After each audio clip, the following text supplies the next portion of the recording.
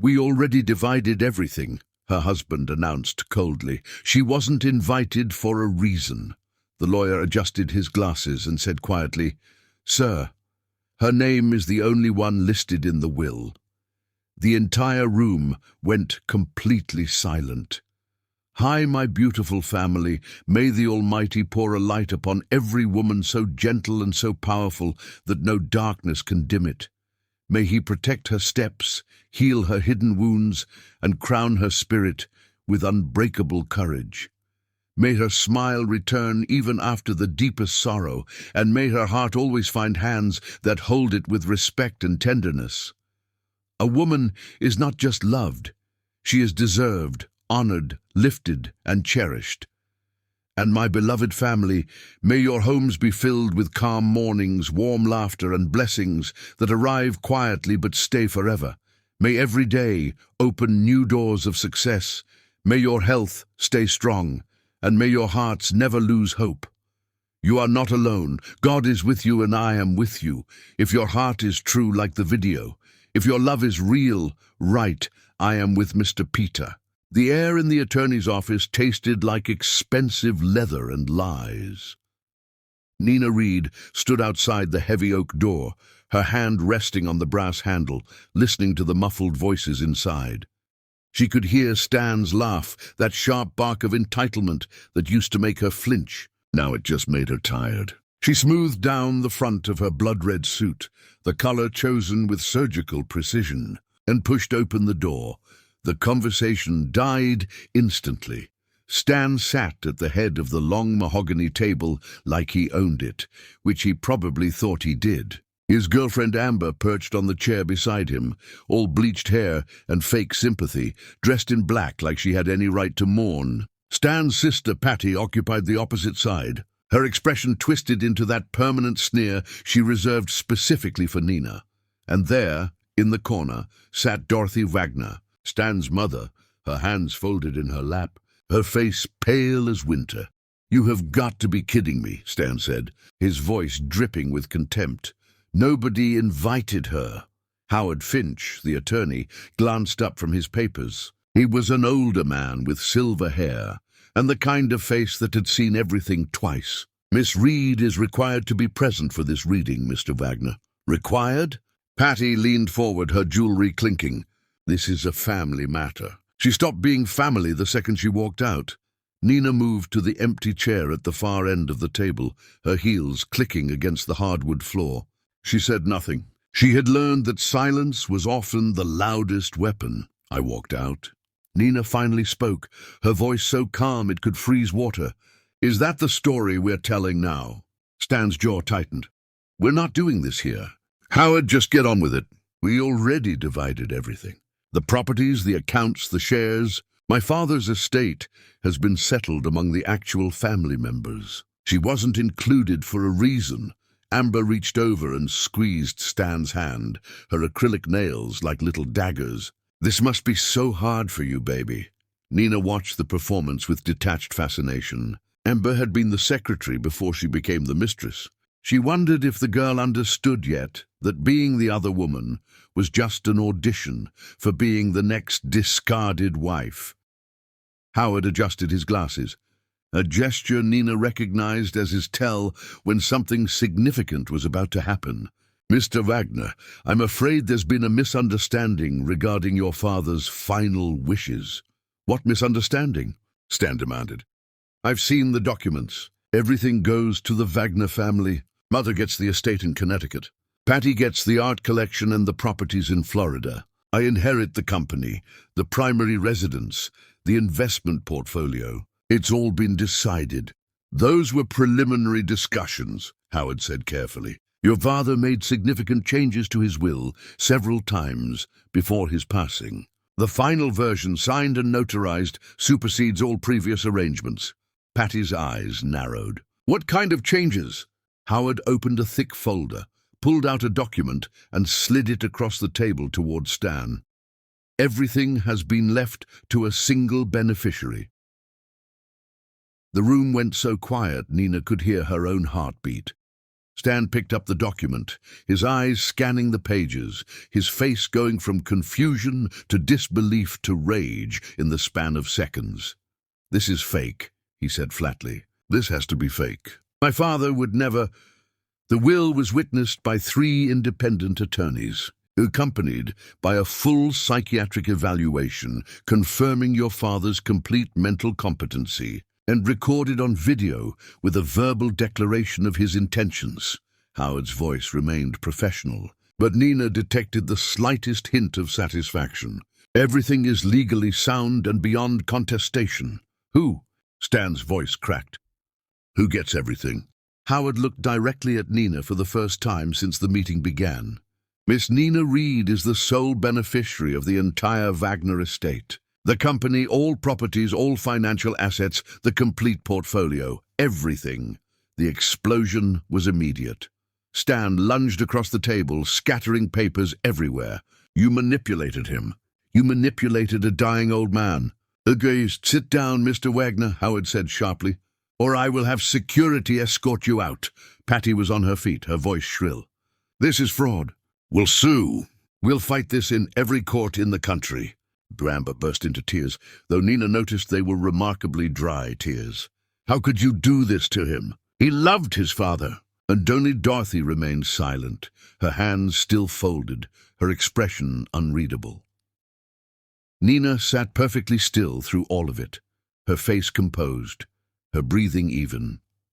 She had prepared for this moment for so long that now it felt almost dreamlike. "Let me see those evaluations," Stan snarled, snatching papers from Howard's hands. He read frantically, his face mottling with color.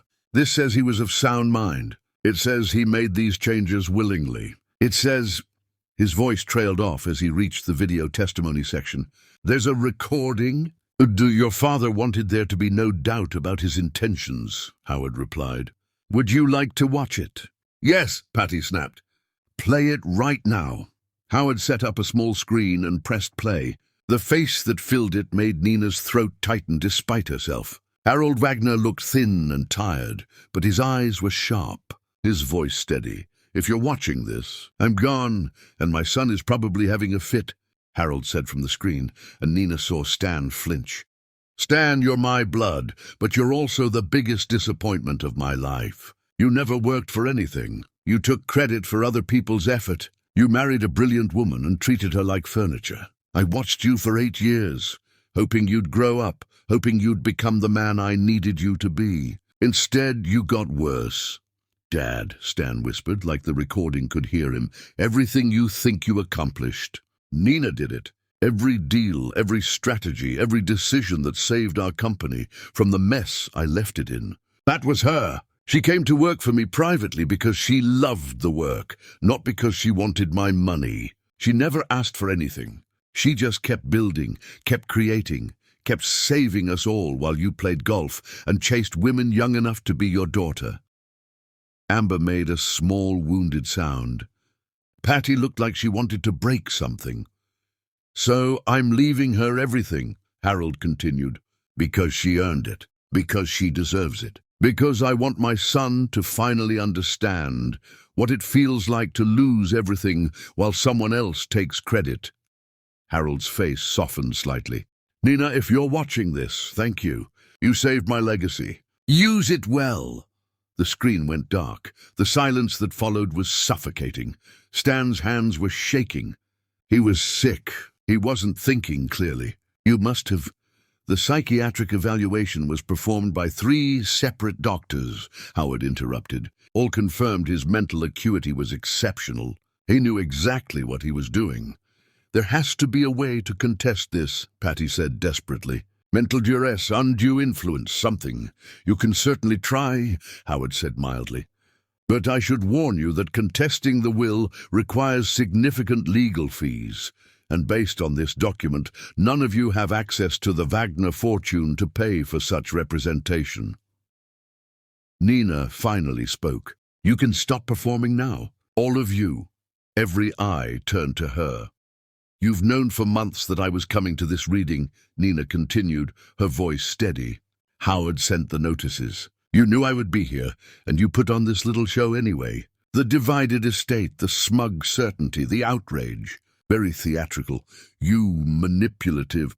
Stan started, but Nina cut him off with a look that could shatter glass. I didn't manipulate anyone, Stan. I worked. For 8 years of our marriage, I worked while you smiled for cameras and shook hands at parties. I created strategies that saved your father's company from bankruptcy. I spent my nights writing proposals that you presented as your own ideas. I fixed your mistakes, covered your incompetence, and made you look brilliant to everyone who didn't know better. Her voice never rose, but the temperature in the room seemed to drop. Your father knew. He watched it all happen, and he made his choice.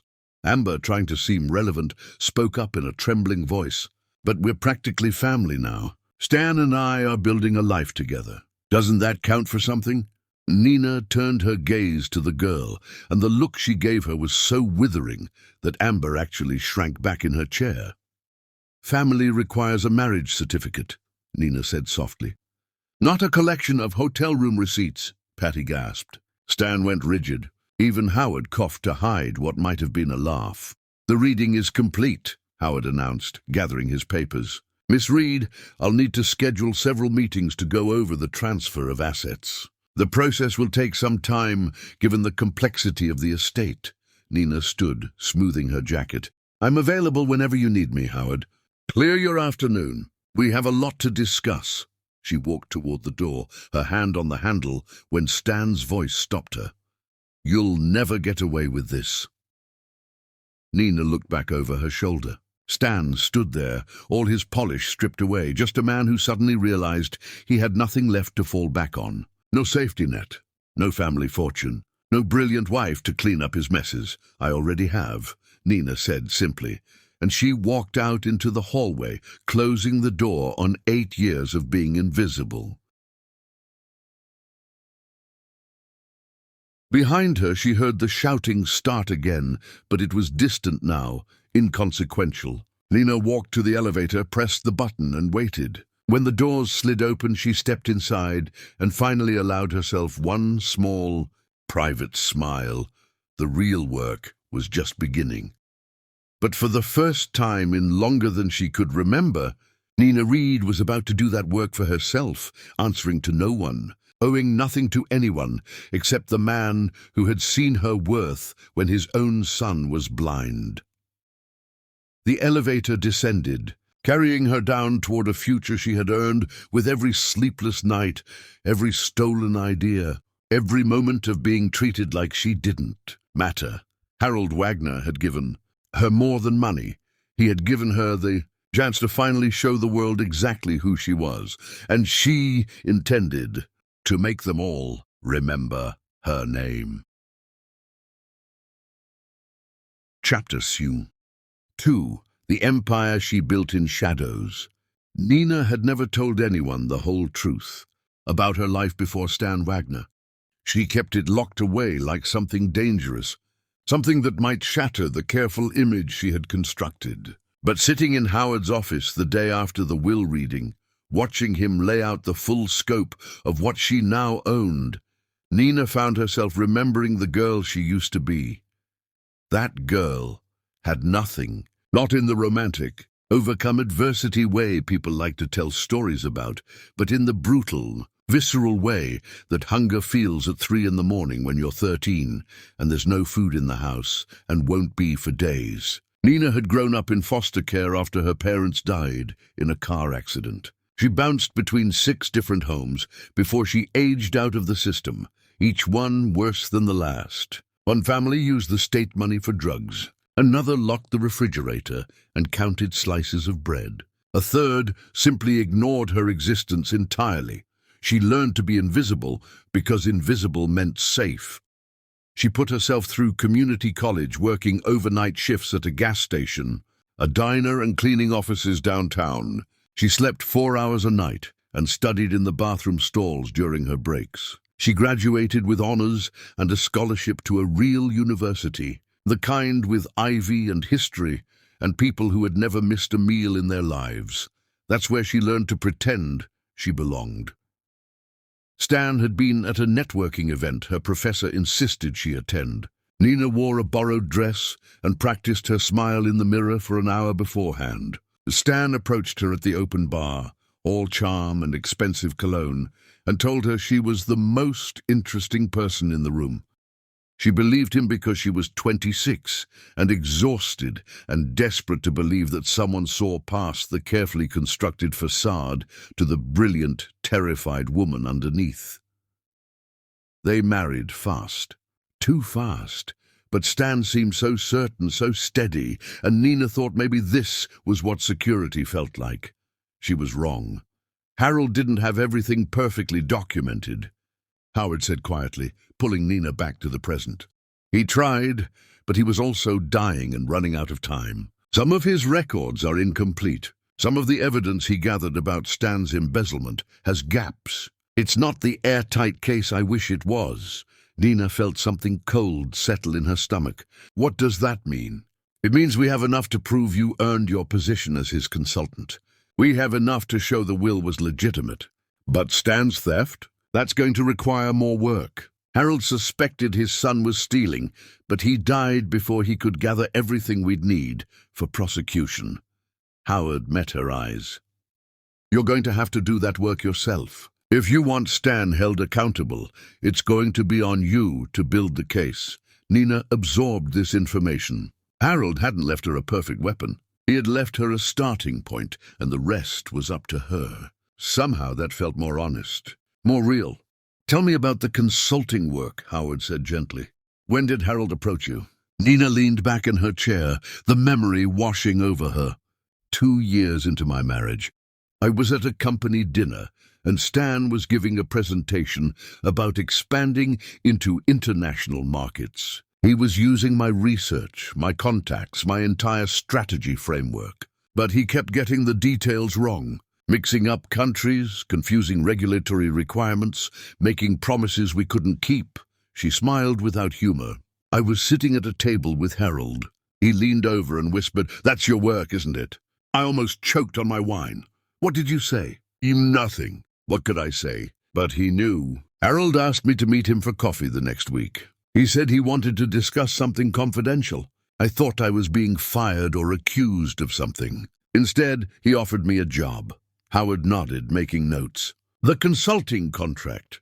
He said the company was struggling, that his son had been running things into the ground for years with terrible decisions and lazier execution. He needed someone who actually understood how to turn things around, but it had to be quiet. Stan couldn't know because his ego couldn't handle being shown up. Nina traced the edge of a document with her finger. Harold paid me fairly for every hour I worked, not as Stan's wife doing him a favor, but as a professional consultant with expertise he needed. And you saved the company. I did more than save it. I transformed it. There was no arrogance in her voice, just fact. I restructured the supply chain, renegotiated vendor contracts, opened new distribution channels. I spent 3 years essentially running Wagner Steel, while Stan thought he was the brilliant executive everyone believed him to be. Howard pulled out another file, this one thicker than the others. Harold kept records of your contributions. They're not perfect. Some meetings weren't recorded. Some strategy sessions only have his handwritten notes. But it's enough to establish that you were the architect behind the company's turnaround. Why wasn't it perfect? Harold was meticulous about everything because he was sick, Howard said gently. His heart was failing faster than anyone realized. He did what he could when he could, but he ran out of time. The will change, the video testimony, the psychiatric evaluations, those were his priority. Making sure you got what you earned. The rest, documenting Stan's crimes, gathering evidence of the theft. He started that work, but never finished it. Nina felt an unexpected wave of grief. Harold had tried to protect her, but he had been mortal, limited by time and illness. He hadn't left her a perfect revenge. He had left her a foundation and trusted her to build the rest. Stan tried to explain your own strategy back to you at a dinner party once, didn't he? Howard asked, and Nina heard the amusement in his voice. She laughed, a real laugh that surprised her. Oh God, yes. We were at a fundraiser with a bunch of industry people. Someone asked Stan about the international expansion he had supposedly masterminded. He launched into this explanation that was so completely wrong.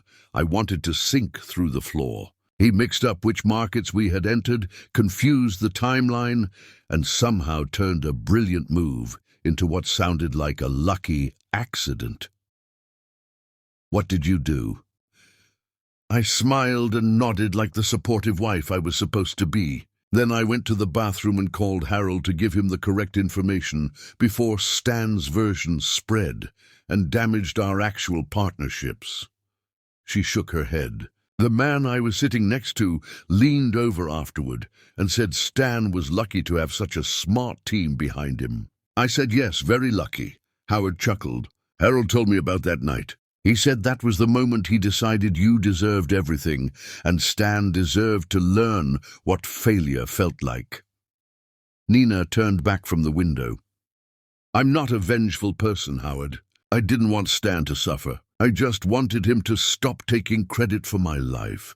And now he will. Howard began gathering the documents. But I need to warn you. Stan has been stealing from the company for years. Harold knew, but his evidence is incomplete. If you want to pursue charges, you'll need to do a full audit, gather documentation, build a case from scratch. It won't be easy. Good, Nina said firmly.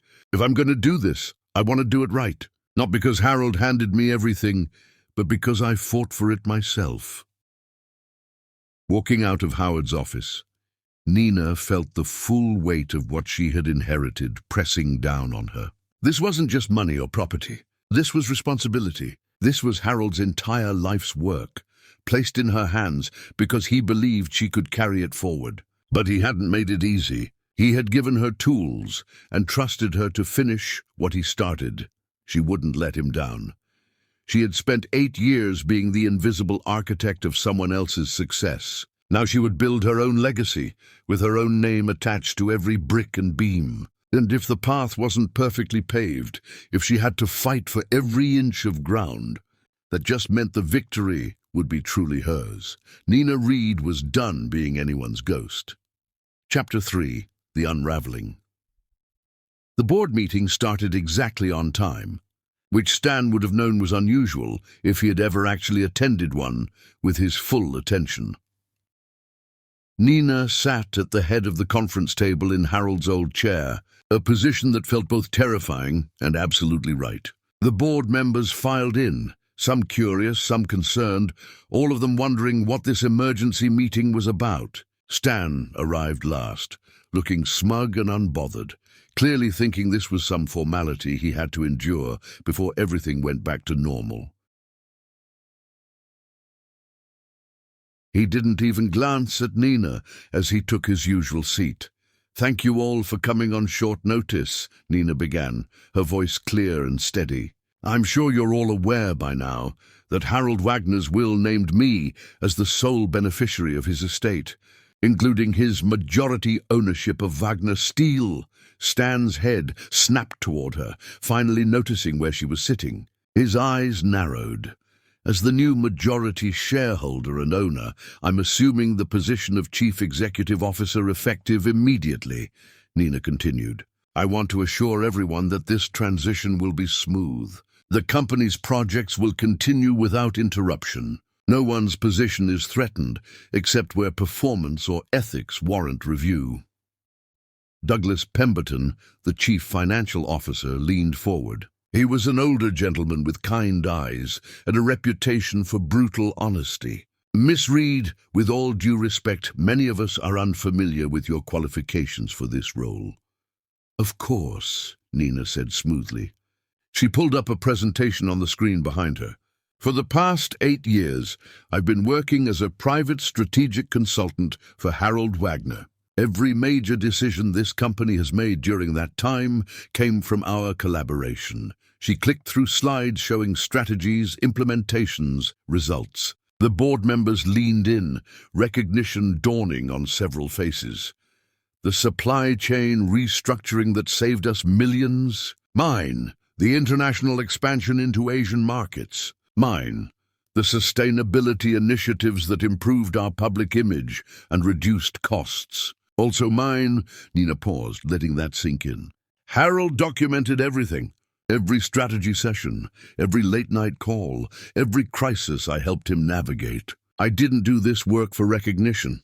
I did it because I loved it. Stan's face had gone from confusion to pale horror. That's not possible.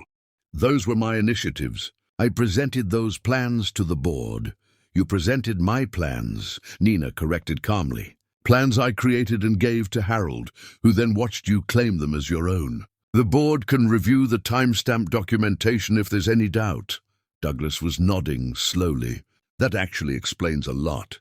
Stan, you've always been brilliant on paper but surprisingly vague when questioned about implementation details. That's ridiculous, Stan sputtered. I've been running the daily operations of this company for years. Nina clicked to another slide, this one showing attendance records, work hours, and performance reviews. Your average work week for the past 2 years has been about 15 hours, most of which were spent in meetings you left early or lunch appointments that lasted 3 hours. Your assistant has been doing most of your actual job, which is why I've already promoted her to department head with a significant raise. The room was silent, except for Stan's heavy breathing. This is a coup, he said finally, his voice shaking with rage. You're manipulating everyone, twisting facts to make yourself look good. I'm stating facts, Nina replied, which you would know if you had ever bothered to actually do the work you took credit for. A board member named Patricia Sullivan spoke up, her voice thoughtful. I remember the international expansion presentation. Stan, you said you had spent months researching market conditions and regulatory requirements. But when I asked you specific questions about import restrictions, you couldn't answer them. I had a lot on my mind that day, Stan protested weakly. You didn't know the answers because you didn't do the research, Patricia continued. Someone else did. Now we know who. Douglas cleared his throat. Miss Reed, what are your plans for the company moving forward? Nina closed her presentation and looked around the table at each face. Growth, sustainability, and ethical practices. I want Wagner Steel to be known not just for quality products, but for how we treat our employees, our communities, and our environment. I have plans for expansion that I've been developing for months. With your support, we can make this company everything Harold wanted it to be. You have my support, Douglas said immediately. One by one, other board members nodded or voiced agreement. Stan watched his support crumble like sand castles in a tide. There's one more thing, Nina said quietly. I've ordered a comprehensive financial audit of all company accounts. Harold suspected there were irregularities in spending, but he died before he could investigate fully. I intend to finish what he started. Stan went very still. The audit will take several weeks, Nina continued. Anyone found to have engaged in fraudulent activity will face appropriate consequences, up to and including criminal prosecution.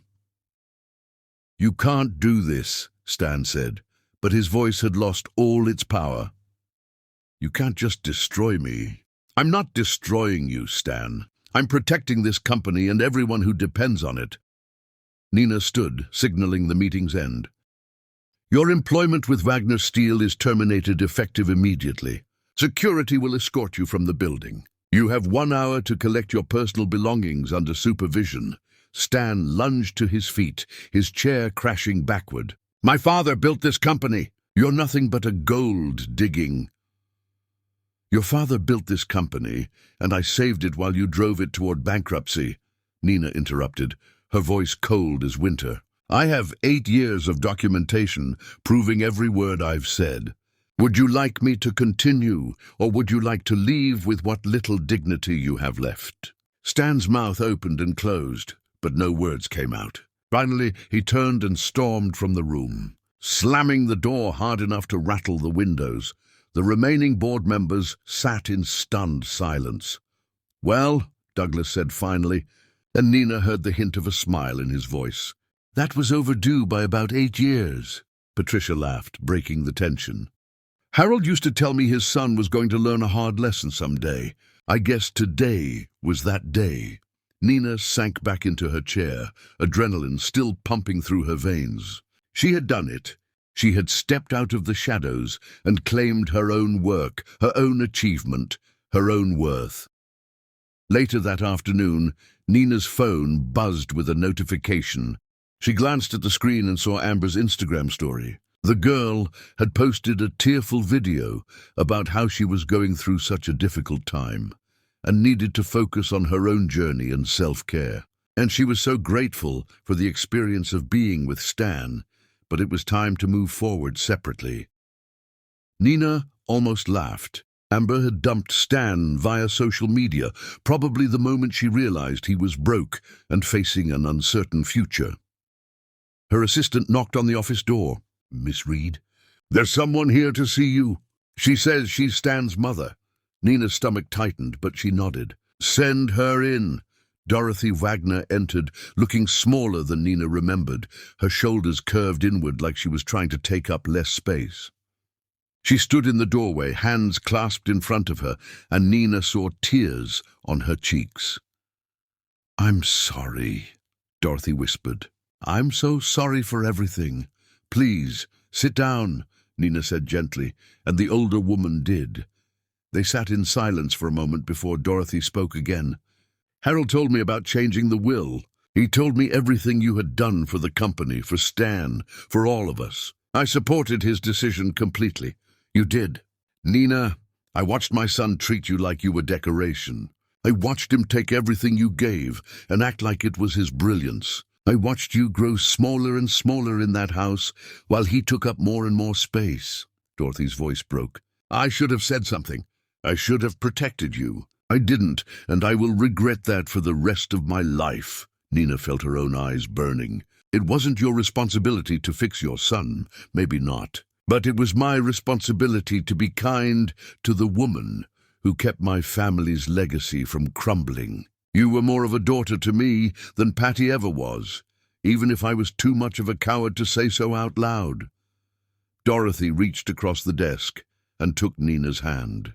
"Harold saw your worth. I saw it too. I just wish I had been brave enough to tell you before now." They talked for another hour, and Nina felt something in her chest loosen. Not everything about the Wagner family had been poisonous. Dorothy was proof that kindness could survive even in toxic soil. When Dorothy left, she hugged Nina tightly and whispered, "Make them all see what Harold and I saw. Show them exactly who you are." Nina stood at her office window as the sun set over the city, watching lights flicker on in buildings all around her. Somewhere out there, Stan was realizing his entire life had been built on borrowed credit. Somewhere out there, Amber was already looking for her next wealthy boyfriend. Somewhere out there, Patty was probably planning some petty revenge. But here, in this office that now bore her name on the door, Nina Reed was building something real, and nothing Stan Wagner said or did could take that away from her ever again. Chapter 4. The Fortress of Consequences. Nina woke up at dawn out of habit. Before remembering, she didn't have to pretend to be someone else anymore. She lay in bed in her new apartment, a space she had bought with her own money from the consulting work Harold had paid her for. Not the Wagner mansion where she had felt like a guest. Not the sterile hotel where she had hidden after leaving Stan. This was hers, earned and chosen, and waking up here felt like breathing for the first time in years. Her phone buzzed with messages. Lakeisha, her best friend since college, had texted approximately 17 times with increasingly capital letters. Nina smiled and called her back. "You absolute goddess." Lakeisha screamed before Nina could even say hello. "I saw the news. Stan's face must have been priceless when you fired him." "It was satisfying," Nina admitted, pouring coffee in her kitchen. "Watching him realize he actually has to face consequences for once in his privileged life. Good, that man deserves to rot. Are you pressing charges for the embezzlement?" Nina had been thinking about that all night. Harold's evidence was incomplete, which meant she would have to build the case herself. Hire forensic accountants, dig through years of records, track down every fake vendor and unauthorized expense. It would take months and cost significant money and energy. I ordered a full audit, Nina said. Whatever we find, I'm turning over to the authorities. Stan doesn't get to walk away clean. Good. Make him pay for every single thing he stole. They talked for another hour before Nina had to get ready for the day. She had meetings scheduled with every department head, one-on-one sessions where she wanted to understand the company from the ground up, not as Stan's wife making suggestions from the shadows, as the CEO who would be held responsible for every decision from now on. Her first meeting was with the head of manufacturing, a woman named Sylvia Torres, who had been with the company for decades. Sylvia walked into Nina's office and stopped short, staring at the name on the door that had been changed overnight. "So it's true," Sylvia said, sitting down. "Harold really left you everything." "He did." "Good." Sylvia smiled and Nina saw relief in her eyes. Stan Wagner couldn't organize a lunch order without help. Watching him take credit for actual competent people's work was exhausting. Nina found that same sentiment echoed in almost every meeting. The people actually doing the work had known for years that Stan was coasting on someone else's intelligence. They just hadn't known whose "You created the sustainability initiative, didn't you?" asked the head of environmental compliance, a younger man who had nearly quit several times under Stan's leadership. Stan kept contradicting himself about the goals, but the written documentation was always clear and brilliant. "I wrote those documents," Nina confirmed, "working with Harold to implement them." "That makes sense." Stan didn't even know what half the environmental regulations meant. He once suggested we just pay the fines instead of complying because it would be cheaper. The man's expression was disgusted. "You stopped that, I'm guessing." Immediately, Nina remembered that particular argument with Harold. Stan had been so cavalier about breaking environmental laws that Nina had written a 20-page report on why that would destroy the company's reputation and cost exponentially more in the long run. Harold had agreed, and Stan had somehow managed to present it as his own careful consideration of the ethics involved. The stories piled up throughout the day. Stan had been useless at best and actively harmful at worst, coasting on family name and stolen ideas while actual competent people cleaned up his messes.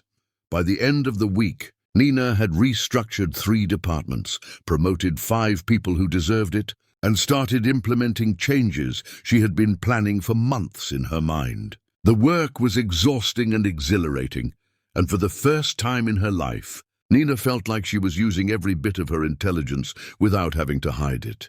Stan, meanwhile, was falling apart, spectacularly public.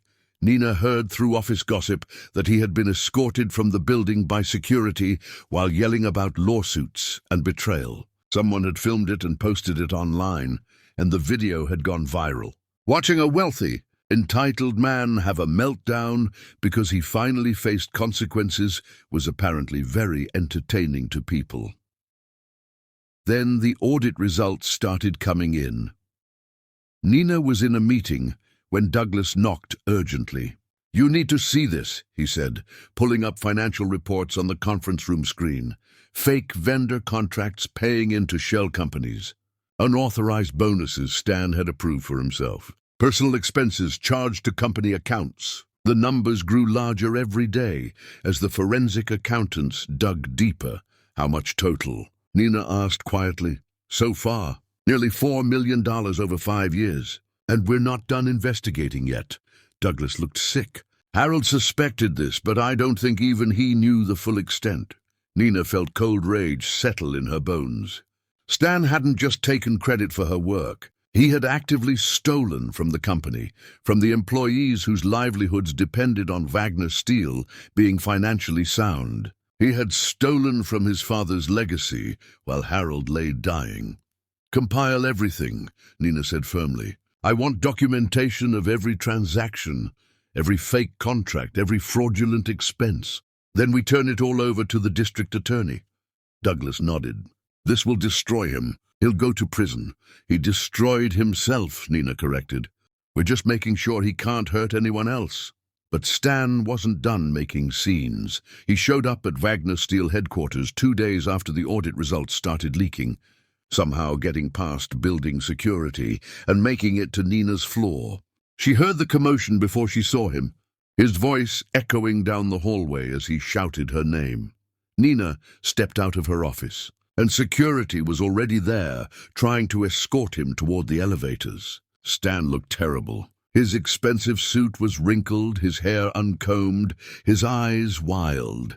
"Nina!" he shouted when he saw her. "Nina, please, you have to stop this." She didn't move from her doorway, just stood there watching him unravel. "I'm sorry, okay?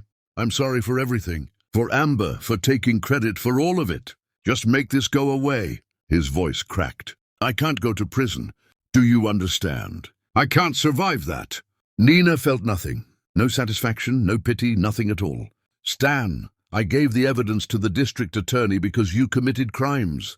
The consequences are not my responsibility, but you could talk to them. You could say you don't want to press charges. The company is pressing charges, not me personally. You stole from Wagner Steel, from the employees whose livelihoods depend on this company being financially sound, from your father's legacy." Nina's voice was perfectly calm. "You made those choices. Now you live with them. We were married for 8 years. Stan shouted as security began physically moving him toward the elevator.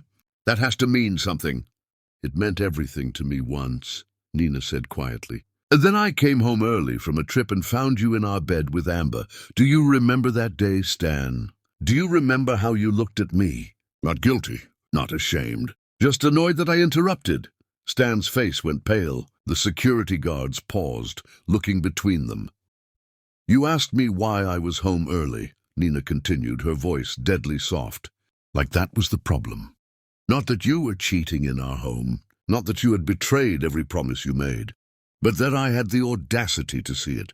She stepped back into her office. "Mercy is for people who show remorse. You've shown nothing but entitlement. Security, please remove him from the building and add him to the banned list." Stan was still shouting as they dragged him into the elevator, but Nina closed her door and the sound cut off. She stood there for a moment, hands shaking, before sitting down at her desk and forcing herself to breathe. Her phone buzzed. A text from Lakeisha. "Just saw the video someone posted of Stan being dragged out of your building. You're a queen." Another text, this one from an unknown number. "Miss Reed, this is Douglas Pemberton. On behalf of the entire board, thank you for protecting this company. Harold would be proud." Nina set down her phone and looked around her office. Harold's photos were still on one wall, his vision and values written in frames. She had added her own touches, her own style, but his presence remained. "I hope I'm doing this right," she whispered to the empty room. "You didn't leave me the perfect weapon, but maybe that was the point. Maybe you trusted me to finish what you started." The answer came in the form of work, dozens of projects needing attention, decisions requiring her input, problems only she could solve. Nina dove into it gratefully, letting the work drown out everything else. She had become the fortress that Stan's consequences crashed against, and unlike him, she was built to last. Chapter 5: The Business Queen Rises. 3 months after the will reading, Nina stood on stage at a national conference with 500 pairs of eyes watching her every move. She had been invited to speak about corporate transformation and ethical leadership, and she had almost declined. Public speaking terrified her in a way that boardrooms didn't, but Lakeisha had convinced her that telling her story mattered, that other women needed to hear it, that hiding her success was just another way of being invisible. So Nina had said yes, and now she stood under bright lights wearing a navy suit that cost more than her first car, about to reveal everything. "My name is Nina Reed," she began, her voice steady despite her racing heart. "And until very recently, most of you had never heard of me. That was by design. I spent 8 years being invisible while my ex-husband took credit for my work. Today, I'm going to tell you how that happened, why it happened, and what I'm doing to make sure it never happens to anyone else." The room was silent, attentive. Nina told them about meeting Stan, about believing his charm was the same as respect. She told them about creating strategies late at night and watching him present them the next day as his own brilliance. She told them about being introduced at parties as Stan's wife, instead of by her own name, her own credentials, her own worth. "I allowed it," she said, and heard her voice crack slightly. "That's the part that haunts me. I allowed myself to become invisible because I thought that was the price of being loved. I thought if I was brilliant enough, useful enough, indispensable enough, eventually he would see me as a partner instead of a resource." She paused, letting that admission hang in the air. He never did. And his father, Harold Wagner, watched this happen for years. Harold saw his son taking credit for my labor, and instead of confronting Stan directly, he did something else. He hired me, privately, confidentially, as a strategic consultant. He paid me fairly for every hour I worked. He documented what he could of my contributions, though he ran out of time before he could finish. And when he died, he left me everything because he believed I had earned it. The crowd erupted in applause. Nina waited for it to die down before continuing. "Stan Wagner is currently under investigation for embezzling millions from his family's company. The evidence Harold started gathering, I'm finishing. His reputation is destroyed. His girlfriend left him. And people keep asking me if I feel vindicated." Nina looked out over the audience. "I don't. I feel tired. I feel angry at myself for wasting 8 years. I feel grateful to Harold for seeing my worth when I couldn't see it myself. But vindication? No, because winning shouldn't require a man to destroy himself. It should just require being recognized for the work you actually did." She talked about systemic credit theft in marriages and workplaces, about how women's ideas get attributed to men constantly, about how the work of making someone else look good is still work that deserves compensation and recognition. "I'm starting a foundation," Nina announced, and this part she had only decided the night before. "The Harold Wagner Foundation for Women in Leadership. It will provide mentorship, funding, and legal support for women whose work has been stolen by partners or employers. If your ideas are being appropriated, if your labor is being erased, if you're being made invisible, we will help you fight back." The applause this time was thunderous. Women stood, some crying, and Nina felt something in her chest expand. This was why she had said yes to this speech. Not for herself, but for every woman who needed to know she wasn't alone. Afterward, dozens of women approached her with stories. A researcher whose male lab partner published their shared work under only his name. A writer whose husband claimed her novel was his idea. A lawyer whose senior partner presented her case strategy as his own brilliance. Story after story of theft, erasure, diminishment. Nina took business cards, email addresses, promised to follow up. The foundation would be real. She would make sure of it. But success, she was learning, didn't heal the wounds that created the need for it. Late that night, back in her apartment, Nina sat on her balcony with a glass of wine and felt the hollowness inside her. She had won. She was CEO of a major company. She was wealthy beyond anything her foster care childhood could have imagined. She was respected, featured in magazines, invited to speak at conferences, and she felt absolutely empty. Her phone rang. Lakeisha, checking in like she did every night since the will reading. "How did the speech go?" Good. Great, actually. I'm starting a foundation. I know, I watched the live stream. You made half the audience cry, myself included." Lakeisha paused. "So why do you sound miserable?" Nina laughed, but it came out hollow. "Because I don't know how to be this person. I know how to be invisible, Nina. The helper, the supporter. I know how to make other people successful. But being successful myself, I have no idea what that feels like. It feels like what you're doing right now. Working hard, helping others, building something meaningful. It feels lonely," Nina corrected softly. "I work 16-hour days because when I stop working, I have to think about the fact that I wasted 8 years of my life loving someone who never loved me back. That I was so desperate to be seen that I accepted being invisible. That I'm almost 40, and I have no idea who I am outside of being useful. Silence on the other end, and then Lakeisha said something that broke Nina's heart. You need to take a vacation. A real one. Not a conference or a business trip. Actual rest. I can't.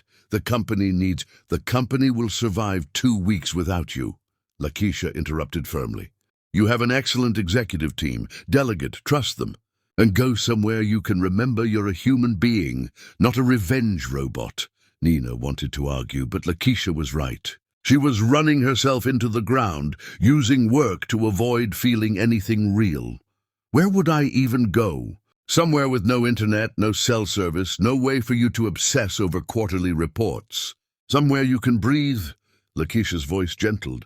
Nina, you survived. You won. Now you need to actually live. After they hung up, Nina sat with her wine and looked at the city lights. She thought about her apartment, beautiful and empty, her office, powerful and isolating, her life, successful and hollow. She pulled up travel websites and started searching. Somewhere small, somewhere quiet, somewhere she could disappear again, but this time by choice. She found a rental cottage in Savannah, historic and charming, available for 2 weeks starting next month.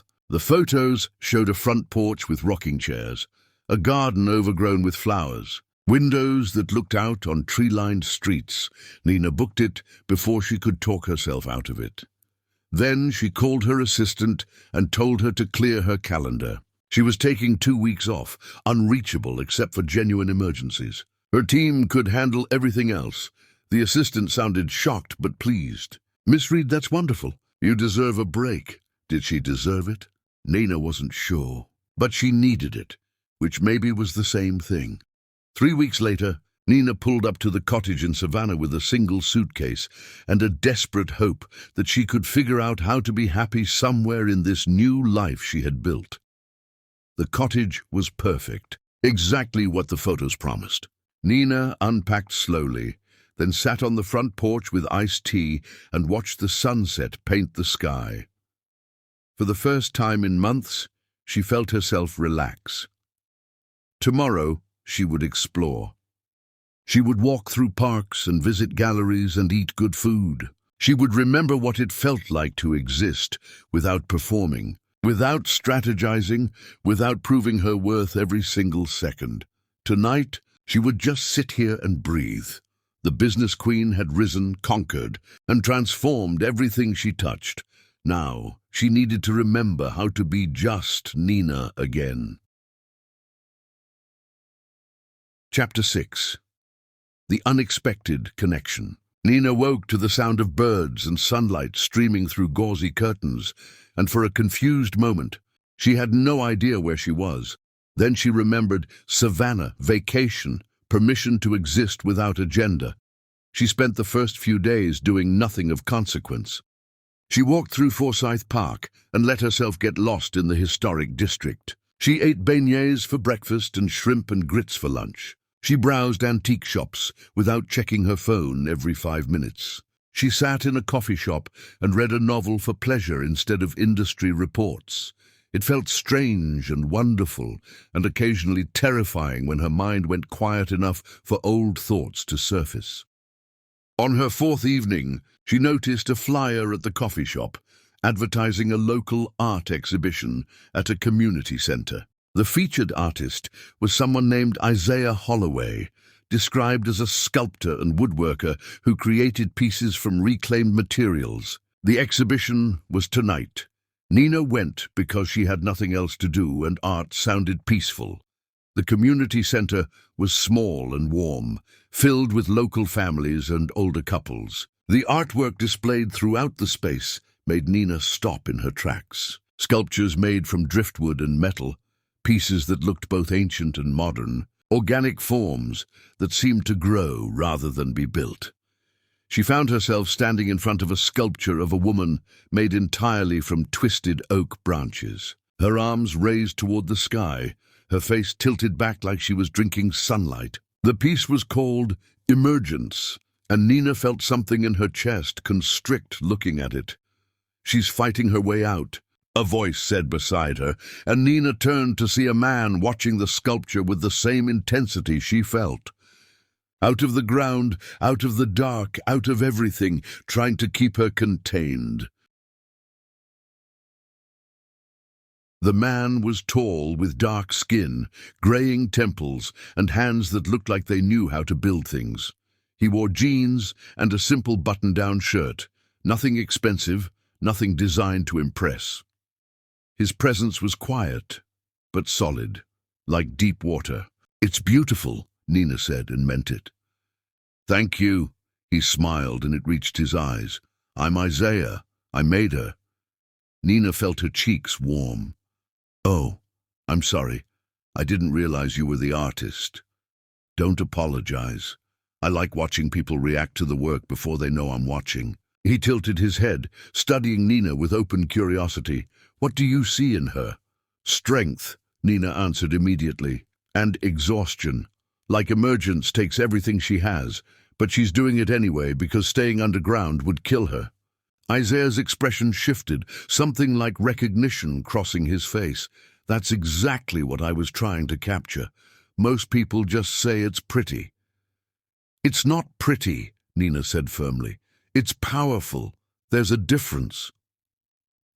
They stood in comfortable silence for a moment before Isaiah asked, "Are you visiting Savannah or do you live here?" "Visiting. I rented a cottage for 2 weeks, trying to remember how to do nothing productive." The honesty surprised her, but something about Isaiah felt safe. "That's the hardest work there is," Isaiah said seriously. "I teach kids woodworking at this community center. You'd be amazed how many of them don't know how to just exist with tools and materials without trying to make something perfect. They think creation requires a goal, but sometimes you just need to let your hands work and see what happens." "Do you teach adults?" "I could." He met her eyes. "Are you interested?" Nina should have said no. She should have made polite conversation and moved on to the next sculpture. Instead, she heard herself say, "Yes, I'd like that." They exchanged numbers, and Isaiah told her to come by his workshop the next afternoon. He gave her the address, and Nina realized it was within walking distance of her cottage. "Fair warning," Isaiah said as she was leaving. "My workshop is chaos. Wood shavings everywhere, tools scattered, projects in various states of abandonment. It's not polished." "Good," Nina said. "I'm tired of polished."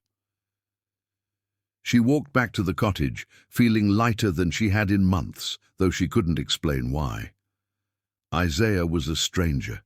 She knew nothing about him except that he made beautiful things and had kind eyes. But kind eyes were rarer than she had realized. The next afternoon, Nina found Isaiah's workshop easily. It was a converted garage behind a small house, the doors thrown open to let in the breeze. Music played from a speaker somewhere, something with acoustic guitar and a singer whose voice felt like worn leather. Isaiah looked up from a workbench, where he was sanding a piece of wood, saw Nina and smiled like he was genuinely happy she had shown up. "You came," he said, setting down his sandpaper. "I wasn't sure you would." "Why wouldn't I?" "Because people say they want to try things and then talk themselves out of it. Fear of being bad at something new, usually." He gestured around the workshop. "Come in, pick a piece of wood that speaks to you." Nina wandered through the space, running her hands over different pieces. Smooth oak, rough pine, weathered barn wood with old nail holes. She chose a piece of maple, pale and clean, small enough to hold comfortably. Isaiah showed her how to sand, how to feel the grain, how to work with the wood instead of fighting it. His instructions were patient and clear, and he didn't hover or correct her constantly. He just let her work. They talked, while their hands stayed busy. Isaiah told her about his life in Savannah, about growing up in this neighborhood, about learning carpentry from his grandfather. He mentioned his late wife casually, not dwelling, but not hiding it either, and Nina understood that grief was just part of his landscape now. She died from cancer, Isaiah said, his hands never stopping their work. I thought I would die too from the weight of missing her. But you don't die from grief. You just carry it differently over time. How long has it been? 6 years. Zara, our daughter, was 10 when it happened. She's a teenager now, which is its own adventure. He glanced at Nina. You're divorced? How did you know? The way you said you're trying to remember how to do nothing productive. That's what people say when they've been defined by someone else's expectations for too long. Isaiah's voice was gentle, not prying. You don't have to talk about it if you don't want to. But Nina found she did want to talk about it. Maybe because Isaiah had no idea who she was, no preconceptions, no judgments. Maybe because his hands kept working on wood, and that made the conversation feel less intense. She told him about Stan, about the marriage that felt like drowning, about leaving and discovering she had been invisible for 8 years. She didn't mention the inheritance or the company. She just talked about the feeling of being erased. Isaiah listened without interrupting, his focus split between her words and his work. When she finished, he said simply, "That must have been lonely, being with someone who doesn't see you." "It was," Nina whispered, surprised by the sting of tears in her eyes. "For what it's worth, I see you right now," Isaiah said, meeting her gaze.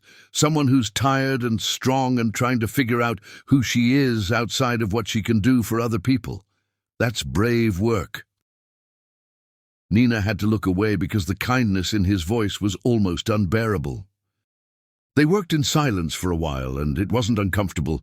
Nina found herself focusing on the feel of wood under her hands, the smell of sawdust, the quiet music in the background. Her mind went peaceful in a way it never did when she was alone. "Why don't you own a television?" Nina asked suddenly, remembering what Isaiah had mentioned earlier. He laughed. "Because I'd rather make things than watch things. Television just felt like noise after my wife died. I got rid of it and never missed it. Same with social media. I'm happier without it." Nina thought about her own life, so curated and public now, and felt a stab of envy.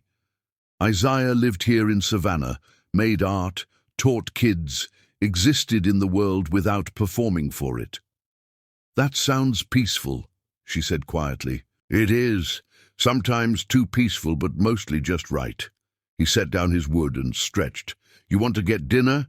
There's a seafood place down by the water. Nothing fancy, but the food is incredible." Nina should have said no. This was supposed to be a solitary vacation, time to heal and think. Getting involved with someone new was the last thing she needed. "I'd love to," she heard herself say instead. The restaurant was exactly what Isaiah promised. Casual, loud, full of locals. They ate fried shrimp and corn on the cob and talked about everything except work. Isaiah told her about teaching teenagers to build birdhouses and how deeply satisfying it was when a kid who insisted they were bad at everything produced something beautiful. Nina told him about growing up in foster care and learning to be invisible as survival. "You're not invisible," Isaiah said, his voice certain. "You're sitting right here, taking up space, existing fully. That's the opposite of invisible." Nina felt something crack open inside her chest. She had spent months being powerful and feared and respected. But Isaiah was the first person in so long who just saw her as human. Walking back to her cottage later, Isaiah beside her in the warm night air, Nina felt something she hadn't expected. Hope.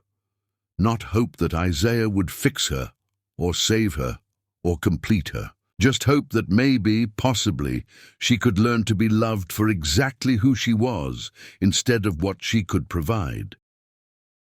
"Can I see you again tomorrow?" Isaiah asked when they reached her door. "Yes," Nina said without hesitation. And when he smiled at her in the porch light, genuine and unhurried, Nina felt herself smile back.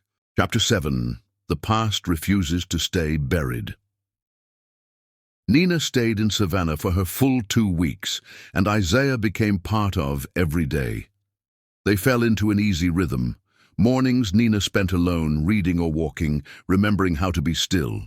Afternoons, she went to Isaiah's workshop, and they worked on projects together while talking about nothing important. Evenings they explored the city, eating at hole-in-the-wall restaurants, wandering through historic squares, existing together without expectations.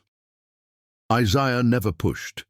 He didn't ask invasive questions or demand explanations for her silences. He just showed up, steady and present, and let Nina be whoever she needed to be in any given moment. She met his daughter Zara one afternoon when the teenager stopped by the workshop. Zara was smart and guarded, her natural hair elaborate. Braids, her eyes assessing Nina with the wariness of someone who had learned to protect her father from potential hurt. "Dad talks about you constantly," Zara said bluntly. "He says you're learning woodworking." "I am." "Badly but enthusiastically," Nina replied, and saw the ghost of a smile on Zara's face. "Dad's a good teacher. He's patient even when you mess up." Zara picked up one of Nina's early attempts at carving, a lopsided bird that looked vaguely drunk. "This is terrible." "Zara," Isaiah said, but Nina laughed. "It absolutely is. I'm getting better, though. Want to see the less terrible bird I made yesterday?" They spent an hour together, and by the end, Zara was showing Nina her own artwork, intricate drawings of imaginary cities and fantastical creatures. Nina asked real questions and listened to real answers, and she saw Zara relax incrementally. When Zara left, Isaiah looked at Nina with something soft in his expression. "She liked you. That's rare. She's protective of you. That's good. Her mom's death was hard on her. She's careful about letting people in." Isaiah paused. "I'm careful too. After you lose someone, the idea of caring that much again is terrifying." Nina understood. She had lost Stan differently, but grief was grief. "I'm not asking for promises, Isaiah. I'm just asking for right now. Right now works for me," he said, and kissed her forehead gently. Nina returned to New York, feeling more like herself than she had in years, and immediately the real world crashed back in. Her assistant had a stack of urgent messages. The company was fine, thriving even, but there were decisions waiting for her approval. The foundation she had announced was already receiving applications from women who needed help, and the embezzlement investigation had progressed significantly. The district attorney's office called, her assistant said carefully. "They have enough evidence now. They're filing charges against Stan Wagner." Nina felt her stomach twist. She had known this was coming, but somehow she had let herself forget during her time in Savannah. The audit she had ordered, the forensic accountants she had hired, all of it had led here. Stan would face criminal charges built on evidence she had helped gather. "When?" Nina asked quietly. "Next week. They want to confirm you'll be available to testify at trial." "Tell them yes," she said. "I'll testify." Over the next few weeks, Nina threw herself back into work. The company was expanding, new projects launching, everything she had planned coming together. But underneath the success, she felt fragile in a way that scared her. She and Isaiah talked every day, video calls that stretched late into the night. He told her about his projects and Zara's school drama. Nina told him about running a company and feeling like an imposter despite doing everything right.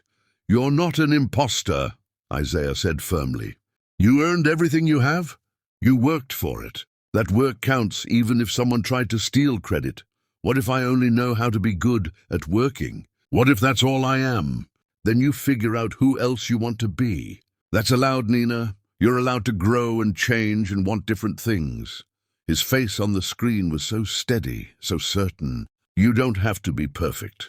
You just have to be real." Nina wished he was here instead of hundreds of miles away. She wished she could fall asleep next to someone who saw her as human instead of powerful. But wishing didn't change geography, or timing, or the complicated fact that she barely knew him and had no idea if this was real or just vacation. Escapism. Then Stan made everything worse by reaching out through a mutual acquaintance. The message came through. Someone from Nina's college days. A woman Stan had apparently charmed into believing his version of events. The woman called Nina and asked hesitantly if Nina would be willing to meet with Stan before the trial. "He's desperate," the woman said. "He knows he made mistakes, and he wants a chance to apologize face to face." "Tell him no," Nina said immediately. "He's really struggling. Nina, he's lost everything. He stole millions of dollars and spent 8 years treating me like I was invisible. I don't care if he's struggling." Nina's voice was ice. "He earned his consequences." But the woman kept pushing, kept insisting that mercy mattered, kept suggesting that maybe Nina was being vindictive. Finally, Nina agreed to one meeting just to shut her up. Lakeisha tried to talk her out of it. "Nina, you don't owe him anything. Definitely not closure or forgiveness or whatever he's going to try to manipulate you into giving him."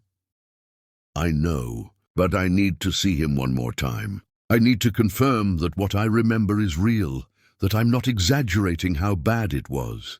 Nina rubbed her face tiredly. "And maybe part of me needs to say goodbye to the person I was when I believed his lies." The meeting was set for a conference room in a downtown hotel, neutral territory with other people nearby. Nina dressed carefully, armor in the form of a charcoal suit, her hair pulled back severely, every inch of her radiating control. Stan was already there when she arrived, and the sight of him made her chest tight. He looked terrible, his expensive suits replaced with something cheaper, his confidence shattered. But his eyes held that same entitled expectation that someone would save him. "Thank you for coming," Stan said, his voice shaking. "I know you didn't have to." Nina sat across from him and said nothing.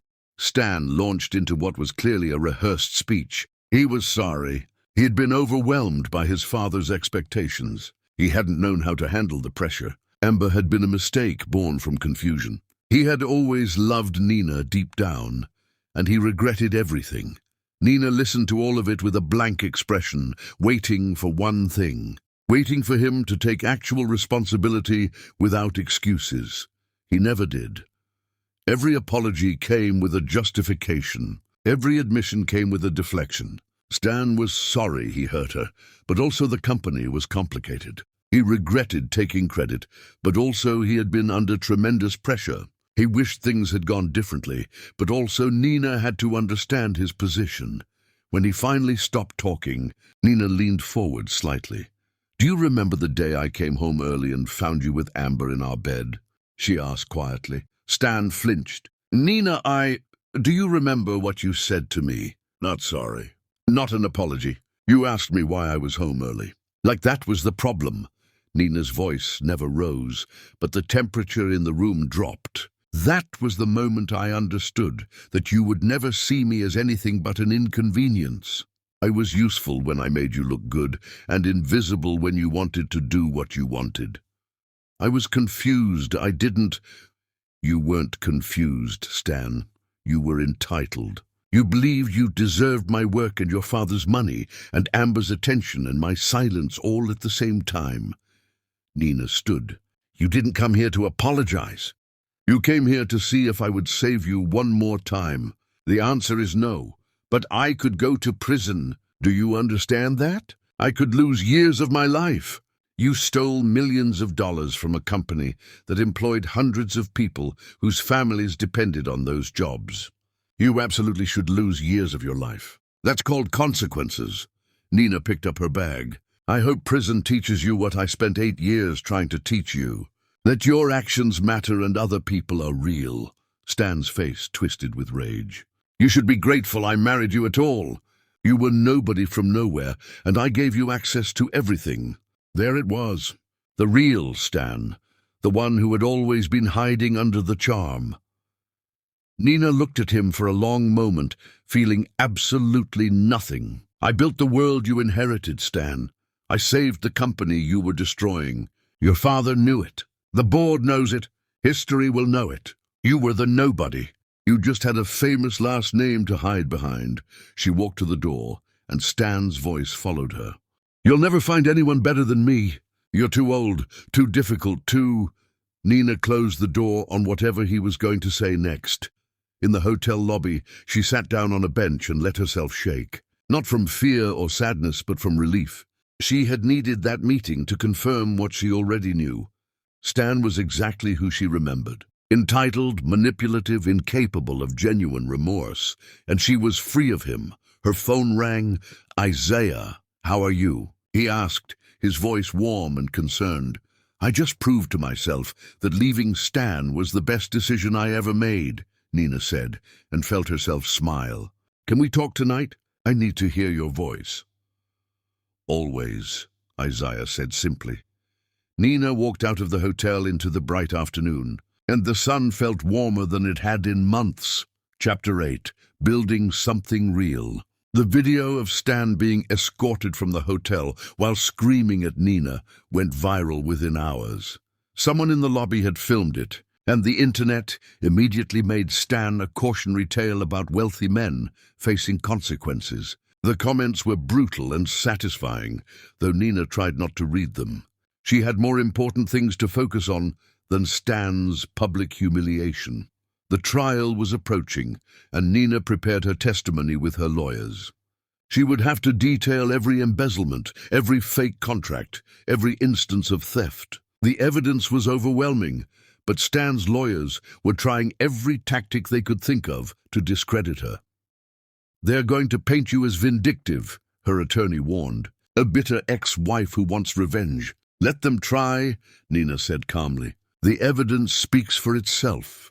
Meanwhile, Wagner Steel was thriving beyond anyone's expectations. Nina had implemented new, sustainable practices, expanded into international markets, and the company's value had increased significantly. Magazine covers featured her as a business leader, and interview requests came constantly. She agreed to one major profile because the journalist promised to focus on the work rather than the drama. The interview was honest and difficult. Nina talking about credit theft in marriages, about women's invisible labor, about learning to value herself. "What would you say to women in similar situations?" the journalist asked. Nina thought carefully. "Document everything. Keep records of your ideas, your work, your contributions. Protect yourself financially if possible. And believe that you deserve better than being invisible. Because you do."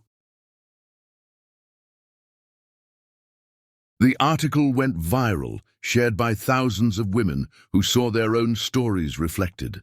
Nina received messages from around the world. Thank you notes and requests for advice, and stories of leaving or staying or fighting back. The Harold Wagner Foundation was officially launched with a gala that raised millions. Nina gave a speech about her father-in-law's legacy, about his belief in her when she couldn't believe in herself. And there wasn't a dry eye in the house. But underneath all the success, Nina felt herself fraying. She worked 16-hour days. She attended every meeting, reviewed every contract, made every decision. She was everywhere and nowhere, powerful and exhausted, successful and barely holding on. Lakeisha finally cornered her at the foundation gala. "You look terrible." "Thank you, that's exactly what I needed to hear," Nina said, taking a glass of champagne from a passing waiter. "I'm serious. When's the last time you slept more than 5 hours? When's the last time you ate something that wasn't delivered to your office?" Lakeisha grabbed Nina's arm. "You won. You destroyed Stan, saved the company, built a foundation. But you're destroying yourself in the process." "I'm fine. You're not. And I love you too much to watch you burn out." Lakeisha's voice softened. "Call Isaiah. Go visit him. Let someone take care of you for once." Nina wanted to argue, but she was too tired. The truth was, she missed Isaiah with an intensity that scared her. They talked every day, but it wasn't enough. She wanted his solid presence, his steady hands, his way of seeing her as human instead of powerful. "What if this is all just escapism?" Nina asked quietly. "What if I only feel safe with him because he doesn't know who I really am?" "Then tell him who you really are and see if he still wants you," Lakeisha said practically. "That's how relationships work. You let someone see you completely, and you trust them not to use it against you. Nina flew to Savannah the next weekend without telling Isaiah she was coming. She wanted to surprise him, but also she needed to see his face when she told him everything. The whole truth. The inheritance, the company, the public battle with Stan, everything she had carefully avoided mentioning. She found him at the workshop on a Saturday morning, teaching a group of teenagers how to sand wood properly. He looked up, saw her standing in the doorway, and his entire face lit up. "Nina," he said, and crossed the workshop to her in 3 long strides. "What are you doing here? I needed to see you. Can we talk?" Isaiah told the teenagers to keep working, that he'd be back in a few minutes. Then he walked Nina outside to a bench under a magnolia tree. "What's wrong?" he asked immediately. Nina took a breath. "I haven't been completely honest with you about my life, about who I am and what I do." Isaiah waited, his expression open but cautious. "My ex-husband wasn't just some guy who took credit for my work. He was Stan Wagner, heir to Wagner Steel.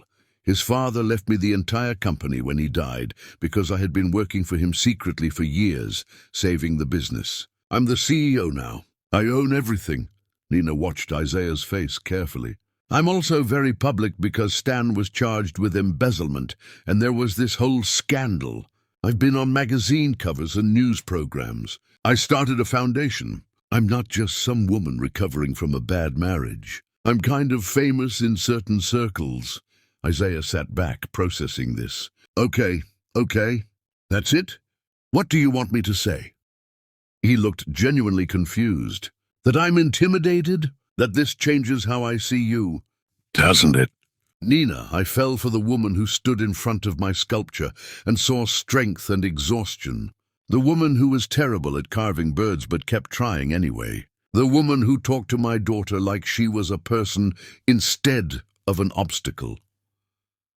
Isaiah took her hand. "I don't care that you run a company or that you're famous. I care that you're here, that you chose to tell me, that you trusted me with the truth." Nina felt tears burning in her eyes. "You're not upset I didn't tell you sooner. I'm not thrilled you felt like you had to hide it. But I understand why you did. You needed to be just Nina for a while. Not CEO Nina or Revenge Nina or any other version people expect." He squeezed her hand. "For what it's worth, I like just Nina. She's my favorite." Nina laughed through her tears. "I missed you so much." "Good. I missed you too." Isaiah pulled her close, and Nina let herself lean into him. "So what happens now?" "You live in New York, I live here. You run a massive company, I make furniture. This is complicated." "Very complicated," Nina agreed. "But I don't want to lose this. Whatever this is, then we figure it out. I can visit you. You can visit me. We can video call until we're sick of each other's faces." Isaiah kissed her forehead. "I'm not asking you to give up your life for me. I'm just asking you to let me be part of it." They spent the weekend together, and Nina met his friends, saw his life, understood what he had built here in Savannah. It was quiet and full and completely different from her world of boardrooms and headlines. On Sunday evening, they sat on his back porch watching the sunset, and Nina said what had been building in her chest all weekend. "I think I'm falling in love with you, and it terrifies me." Isaiah turned to look at her, his expression serious. "Why does it terrify you?" "Because the last person I loved made me invisible. Because I don't know how to be powerful and vulnerable at the same time. Because you make me want things I didn't think I was allowed to want." Nina's voice cracked. "You make me want to be soft, and I've spent so much time learning to be hard." "You can be both," Isaiah said gently. "You can be the woman who runs a company and the woman who learns woodworking badly. You can be powerful in boardrooms and soft with people you trust. Those things don't cancel each other out. Stan never let me be both. I'm not Stan." Isaiah's voice was firm. "I'm not intimidated by your success. I'm not trying to diminish you. I see you, Nina, all of you. The powerful parts and the scared parts and everything in between. And I'm falling in love with all of it." Nina kissed him then, desperate and deep, trying to communicate everything she couldn't say out loud. Isaiah kissed her back with the same intensity, and when they finally pulled apart, both breathless, he smiled. "So we're doing this?" he asked. "We're doing this," Nina confirmed. "It's going to be messy and complicated and probably a disaster." "Most good things are," Isaiah said, and pulled her close again. Nina flew back to New York feeling lighter and more terrified than she had in months. She was building something real with Isaiah, something that required trust and vulnerability and all the things she had learned to protect herself against. But maybe, just maybe, she was finally strong enough to risk being soft. Chapter 9. The Trial and the Truth. The courthouse steps were crowded with reporters when Nina arrived for the first day of Stan's trial. She wore a navy suit and walked with her head high, flanked by her attorneys and ignoring the shouted questions. Inside, the courtroom was packed with observers, journalists and people who just wanted to watch a wealthy man face justice. Stan sat at the defense table looking smaller than she remembered, his expensive suits unable to hide the fact that he had lost everything. He glanced at Nina when she entered, and there was no remorse in his eyes. Just anger and disbelief that this was actually happening. The prosecution's case was methodical and devastating. They presented fake vendor contracts that paid into shell companies Stan controlled. Unauthorized bonuses he had approved for himself. Company credit cards used for personal vacations. The numbers were staggering, nearly $4 million stolen over 5 years. Nina watched from the gallery as witness after witness testified. The company's former accountant detailed suspicious transactions. The CFO, Douglas Pemberton, explained how Stan had bypassed normal approval processes. Even Dorothy Wagner testified, her voice shaking as she admitted her son was guilty and she supported full accountability. The defense tried to paint Stan as overwhelmed and confused, a victim of his father's impossible expectations. They brought in psychologists who talked about pressure and stress and how difficult it was to live up to a family legacy. Nina felt nothing but contempt. Pressure didn't make you steal millions. Entitlement did. On the 4th day, Nina was called to testify. She walked to the stand with her head high, took the oath and sat down. The prosecutor asked her to explain her relationship to Wagner Steel, and Nina detailed everything. The 8 years of invisible labor, the consulting work for Harold, the systematic theft of her ideas by Stan, the evidence Harold had compiled proving her contributions. "Miss Reed, would you say you wanted revenge against your ex-husband?" the prosecutor asked. "No, I wanted credit for work I did." "There's a difference." Nina looked directly at the jury. "Stan Wagner didn't steal from me personally. He stole from Wagner Steel, from the employees whose livelihoods depend on that company, from the legacy his father built. My responsibility as CEO is to protect the company, and that means holding accountable anyone who threatens it, even if that person is my ex-husband." The defense attorney stood for cross-examination, a sharp-faced woman who clearly thought she could rattle Nina. "Miss Reed, isn't it true that you benefited significantly from your marriage to Stan Wagner?" "I benefited from my own labor.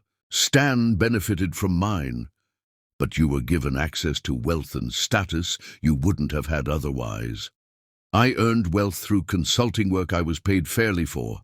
The status came from accomplishments that were mine, not his." Nina's voice was steady. "If you're suggesting I should be grateful my husband let me do his job for him, you're mistaken." The defense attorney tried several more angles, implying Nina was vindictive, that she had manipulated Harold, that she was exaggerating Stan's incompetence. None of it landed. Nina had documentation for everything, and she answered every question with calm precision. Finally, the defense attorney asked, "Miss Reed, do you enjoy seeing your ex-husband on trial?" Nina looked at Stan for a long moment before answering. "I don't enjoy any of this. I don't enjoy having to relive my marriage in public. I don't enjoy knowing Stan chose theft over integrity. I don't enjoy being questioned about whether I deserved the work I did. But do I think Stan should face consequences for stealing millions? Yes, Absolutely, that's not enjoyment. That's justice. The courtroom murmured approval. The judge called for order. Nina stepped down from the stand and returned to the gallery, and she felt lighter. She had told the truth under oath, and it had been believed. The trial continued for another week. More evidence, more witnesses, more pathetic attempts by Stan's lawyers to create doubt. But the case was too strong, the documentation too clear. During a break in testimony, Nina saw Amber outside the courthouse, surrounded by reporters. The girl was giving an interview about how difficult this experience had been for her, how she had been manipulated by Stan, how she was focusing on her own healing journey now. Nina almost laughed. Amber had gotten exactly what she wanted, attention and sympathy, by positioning herself as another victim of Stan's manipulation. The jury deliberated for less than 4 hours. When they returned, Nina was in the courtroom, sitting in the back row. The foreman stood and read the verdict, guilty on all counts. The courtroom erupted. Stan's face went white. His mother started crying quietly. Amber, who had somehow gotten a seat, looked around like she expected cameras to capture her reaction. The judge set sentencing for 2 weeks later and ordered Stan remanded to custody. Nina watched as bailiffs handcuffed him and led him away, and she felt nothing. Not triumph, not vindication, not even relief. Just a quiet sense that this chapter was finally, completely closed. Outside the courthouse, reporters swarmed her, asking for a statement. Nina stopped on the steps and faced the cameras. Stan Wagner stole millions of dollars from a company that employed hundreds of people. Today, justice was served. I hope this case reminds people that fraud has real victims and no one is above accountability, regardless of their family name or wealth. She paused. And I hope it reminds women that your work matters, your contributions matter, and you deserve credit for everything you create. Never let anyone make you invisible. The sentencing hearing came 2 weeks later. Stan was given 7 years in federal prison, plus full restitution and penalties. He was also permanently barred from serving as an executive in any corporation. Nina didn't attend the sentencing. She had said everything she needed to say in court. Instead, she was in Savannah, sitting on Isaiah's porch, telling him about the verdict. "How do you feel?" he asked. "Empty," she admitted. "I thought I would feel something more, but mostly I just feel tired." Isaiah pulled her close. "That's because revenge doesn't actually heal anything. It just closes doors. Healing is different work." Nina leaned into him, breathing in his familiar scent. "I don't know how to heal from 8 years of being invisible. You start by being visible to yourself, by acknowledging what you survived, by letting people who love you see all the parts you've been hiding." He kissed the top of her head. "And by accepting that moving forward doesn't mean forgetting what happened. It just means not letting it define everything you become." That night, Nina called her therapist and scheduled regular sessions. She had been putting it off, telling herself she was too busy, but the truth was she was scared of what she might find if she actually examined the damage Stan had done. But Isaiah was right. She couldn't build something new if she was still carrying all the broken pieces of something old. The therapy sessions were brutal. Nina talked about her childhood in foster care, about learning to be invisible as survival. She talked about marrying Stan and believing his validation meant she finally mattered. She talked about the slow erosion of her identity, the way gaslighting works like water on stone, subtle and devastating. Her therapist asked hard questions. Why had Nina stayed so long? What had she been afraid of? What did she think she deserved? The answers hurt. Nina had stayed because leaving meant admitting she had wasted years. She had been afraid of being alone, of having nothing if she didn't have Stan. She thought she deserved scraps because she had been taught her entire life that asking for more was greedy. "You weren't greedy," her therapist said firmly. "You were human, and humans deserve to be seen, valued, and respected, always."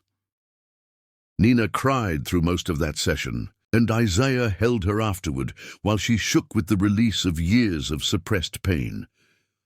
"I'm so angry," she whispered against his chest. "At Stan, at myself, at everyone who watched it happen and said nothing. Anger is good. Anger means you know you deserved better," Isaiah said. "Feel it, let it burn through you, and then let it go." Slowly, painfully, Nina began to heal. Not because Stan was in prison or because she was successful, but because she was finally doing the work of seeing herself clearly, of understanding what she had survived, of believing she was worth more than her usefulness. And because Isaiah was there, steady and patient, showing her what love looked like when it wasn't conditional. Chapter 10. The Marriage That Almost Killed Her. Nina woke in Isaiah's house on a Sunday morning and realized she was happy, not successful or powerful or vindicated, just happy in the simple way that comes from feeling safe and seen. Isaiah was still sleeping beside her, and Nina watched him in the early light, memorizing the curve of his face, the steady rise of his chest. They had been together almost a year now, navigating the distance between New York and Savannah, building something real despite geography and complications. Nina split her time between both places, running Wagner Steel with an executive team she trusted, spending weeks in Savannah where she could breathe. She had sold the Wagner mansion, donated most of Stan's belongings, and started fresh in every way she could. The company was thriving under her leadership.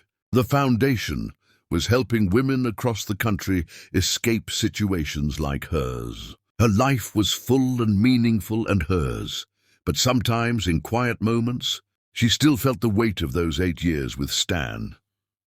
She had finally told Isaiah everything about her marriage, the full truth she had been avoiding.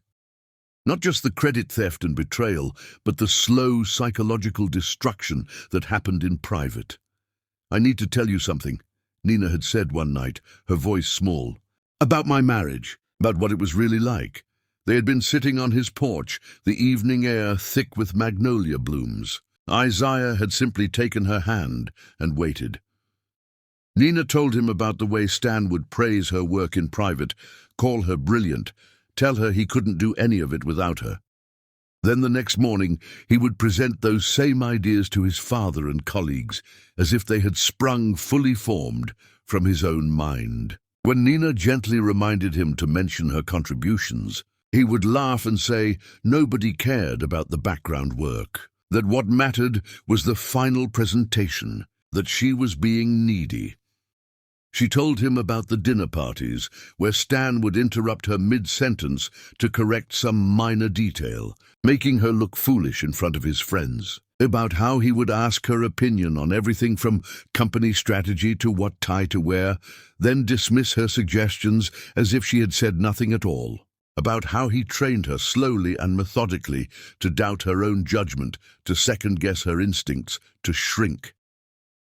"He never hit me," Nina said, her throat tight. "People think abuse has to be physical to count, but Stan destroyed me without ever raising his hand. He did it with eye rolls when I spoke, with sighs of exasperation when I asked questions, with jokes at my expense that everyone else laughed at while I smiled and pretended I was in on it." Isaiah had listened, his hand steady in hers, his breathing even. "He controlled our money," Nina continued. "Every account was in his name. I had a credit card, but he reviewed the statements and questioned every purchase. A book I bought was frivolous. Coffee with a friend was wasteful. New clothes for work were unnecessary because I should just borrow from my closet.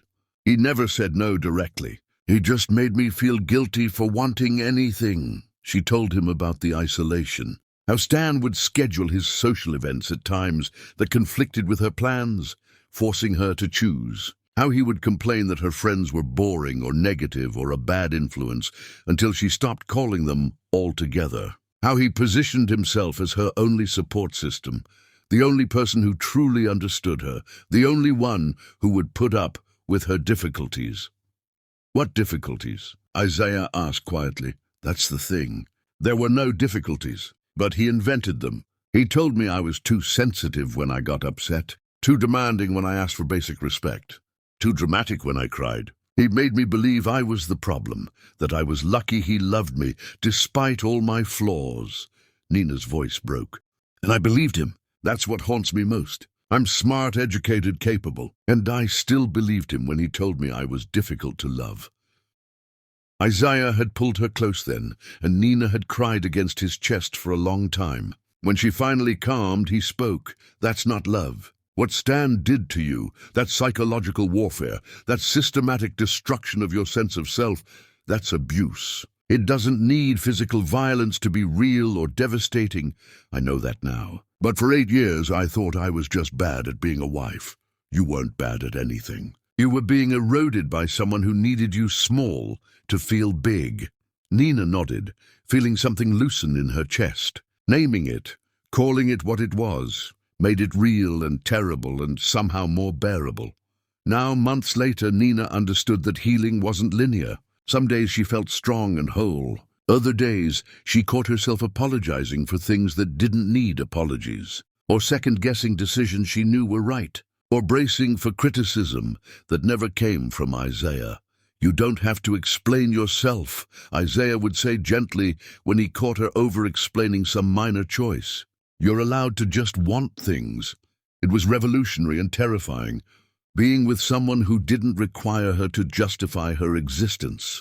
Isaiah woke up beside her, saw her watching him, and smiled sleepily. Good morning, Nina kissed him softly. I've been thinking. About what? About us. About building a life here, in Savannah, permanently. Not just visiting, but actually living part-time here. She propped herself up on one elbow. The company is stable. I trust my team. I'm tired of living out of suitcases, tired of being split between 2 places. I want more mornings like this. Isaiah's expression was careful, hopeful. What does that look like? I don't know exactly, but I know I want more of us. More dinners together. More time in your workshop, more evenings with Zara. I want to build something with you, not because I need you to complete me, but because I want to share my life with someone who actually sees me. She took a breath. I'm asking you to be my partner, in all the ways that word means. Isaiah pulled her close and kissed her deeply. Yes, to all of it. To building something together, to being visible to each other, to choosing each other every day. He smiled against her lips. I love you, Nina Reed. The real you, not the CEO or the revenge story or any other version people see. Just you. I love you too, Nina whispered, and felt the truth of it settle in her bones. They spent the morning planning logistics. Nina would work remotely from Savannah 2 weeks every month. Isaiah would visit New York when she needed to be there for extended periods. They would build a life that honored both their needs instead of requiring one person to disappear. Later, Nina met with Dorothy Wagner for lunch. Stan's mother had become an unexpected friend, someone who understood the complexity of loving someone broken and needing to protect yourself anyway. Stan wrote me from prison, Dorothy said quietly, stirring her tea. He's furious. He blames you for everything. Says you orchestrated his downfall, that you were always manipulative and vindictive. Nina felt nothing but sadness for the man who would never understand what he had lost. Of course he does. Stan has never taken responsibility for anything in his life. I wrote him back, Dorothy continued. I told him that you didn't destroy him. He destroyed himself through his own choices, and I supported every consequence he faced. She looked up, her eyes bright with tears. I also told him I was ashamed of the mother I had been, the way I stayed silent when I should have spoken, the way I enabled his behavior by never demanding better. Dorothy, you're not responsible for... I am, though. Not for his choices, but for mine. For watching you be diminished and doing nothing. For valuing family loyalty over basic human decency. Dorothy reached across the table and took Nina's hand. Harold knew what he was doing when he left you everything. He wasn't just leaving you a company. He was showing me, showing Stan, showing everyone who watched you be erased what real value looks like, what real contribution deserves. They talked for hours about Harold's complicated love for his family, about his growing disillusionment with his son, about his deep respect for Nina's work ethic and integrity. Dorothy revealed that Harold had wanted to fire Stan outright years ago, but worried about destroying his relationship with his own child. Instead, he had chosen a different path. He had documented what he could, prepared what he was able to, and left Nina the tools to finish what he couldn't. "He didn't leave you a perfect revenge," Dorothy said softly. "He left you a choice, to finish what he started or to walk away. He trusted you to make that decision yourself." Nina felt tears in her eyes. "I miss him. Is that strange? He wasn't my father, but he saw me in a way my own father never got the chance to." "It's not strange at all. Harold loved you like a daughter. He told me that once, near the end. He said you had more integrity and intelligence than his own children, and it broke his heart that Stan couldn't see it." Dorothy squeezed Nina's hand. "What you've built since he died, the way you've transformed the company and helped other women and built a life that honors yourself, that's exactly what he hoped for. You made him proud. When Nina left the restaurant, she felt lighter. The Wagner family would always be complicated, threaded through with both pain and unexpected kindness. But she was no longer defined by them. She carried Harold's legacy forward, but on her own terms, with her own vision. That evening, Isaiah asked Nina to marry him. They were in his workshop, working on a table together, their hands moving in the comfortable rhythm they had developed over months of practice. Isaiah set down his sandpaper and pulled out a small wooden box, carved with intricate patterns that Nina recognized as his work. "I made something for you," he said quietly. Inside was a ring made from dark wood and silver. Simple and beautiful, nothing like the ostentatious diamond Stan had given her. "I know marriage is complicated for you after everything with Stan," Isaiah said, his voice steady, but his hands shaking slightly. "So I'm not asking you to be my wife in the traditional sense. I'm asking you to be my partner, my equal, my person. I'm asking you to build a life with me where both of us are visible, both of us matter, both of us get to be whole." He met her eyes, and Nina saw everything she needed in his gaze. "Will you marry me, Nina Reed? Will you let me spend my life seeing you, really seeing you every single day?" Nina looked at the ring, at this man who had taught her that love could be steady instead of conditional, that being seen didn't require being perfect, that vulnerability was strength instead of weakness. "Yes," she said, her voice thick with tears. "Yes, I'll marry you." They planned a small ceremony in Isaiah's backyard workshop, just close friends and family. Dorothy came and cried through the whole thing, telling Nina afterward that she finally got to see one of her children marry someone who truly deserved them. Lakeisha gave a toast about friendship and survival and the radical act of letting yourself be loved. Zara designed the decorations herself, wooden sculptures and flowers that transformed the workshop into something magical. Nina wore a cream dress that felt nothing like the ornate gown she had worn to marry Stan. Her hair was natural and flowing free. She felt beautiful not because of how she looked, but because of how she felt, seen, valued, chosen. Isaiah wore his best suit and couldn't stop smiling. When they exchanged vows, Nina promised to stay visible, to share her burdens, to trust that love didn't require her to disappear. Isaiah promised to see her always, in light and darkness, in strength and vulnerability, in every version of herself she needed to be. When they kissed, sealing the promise, Nina felt something she never had with Stan, certainty that this was real, that this was hers, that this was built on truth instead of theft. After the ceremony, Nina stood in the workshop, surrounded by people who loved her, and thought about the girl in foster care who believed she had to be invisible to survive. She thought about the woman who married Stan, believing his validation meant she mattered. She thought about Harold Wagner, who saw her worth when she couldn't see it herself, who gave her not a perfect weapon, but a foundation and the trust to build on it. And she thought about Isaiah, who taught her that being seen wasn't the same as being vulnerable, that strength included softness, that love could be steady instead of conditional, "What are you thinking about?" Isaiah asked, coming up behind her and wrapping his arms around her waist. "About how far I've come. About the woman I used to be and the woman I've become." Nina leaned back into him. "About how the marriage I just left almost killed me. But the marriage I just entered feels like finally learning to breathe." "You saved yourself long before you met me," Isaiah said quietly. "I'm just lucky enough to get to be here for the rest of the story." Nina turned in his arms and looked up at him. This good man who chose her without conditions, who saw her completely and loved what he saw. "We're writing the rest together." "That's the point. Then let's make it a good story," Isaiah said, and kissed her.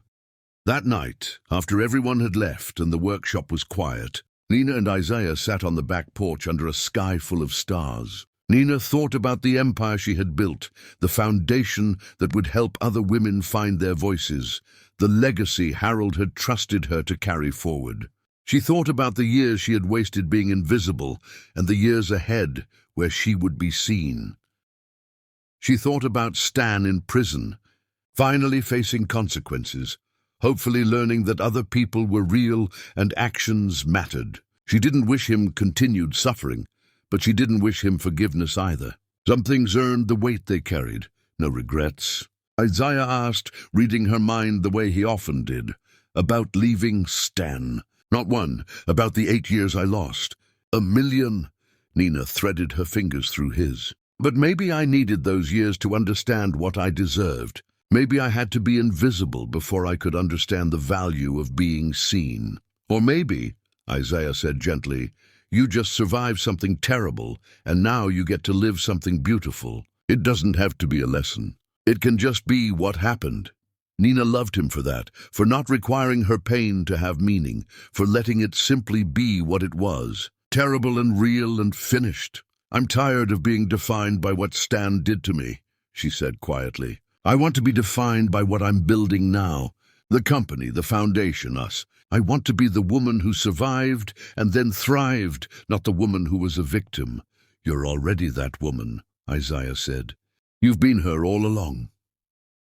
They sat in comfortable silence, watching the stars wheel overhead, and Nina felt something settle in her chest that had been restless for years. Peace, not the absence of struggle, but the presence of purpose. Not the forgetting of pain, but the building of something better. Nina Reed had been invisible, erased, diminished, and nearly destroyed. She had fought back not with violence, but with work, with documentation, with the patient gathering of evidence and the courage to finally claim what she had earned. She had built an empire and a foundation and a life that mattered.